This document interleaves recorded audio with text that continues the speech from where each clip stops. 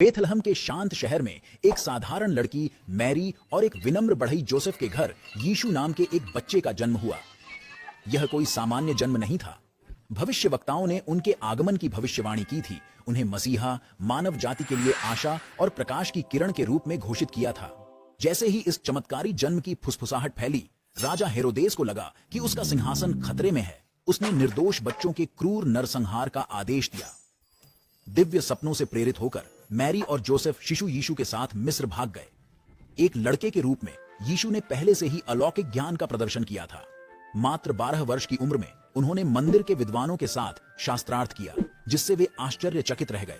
हालांकि केवल 30 साल की उम्र में ही उन्होंने अपना परिवर्तनकारी सार्वजनिक मंत्रालय शुरू किया।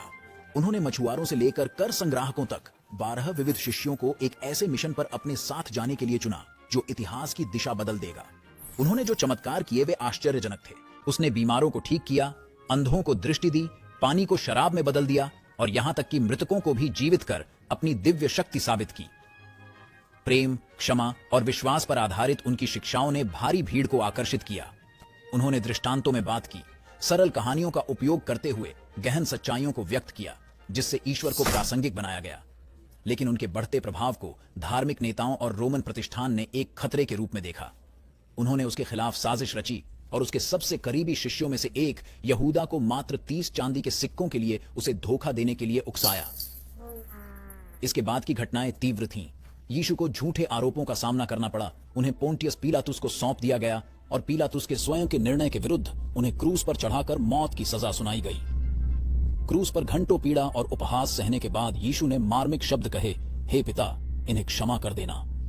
उनके असीम प्रेम और दया का प्रदर्शन करते हुए उनके शरीर को ले जाकर कब्र में रख दिया गया।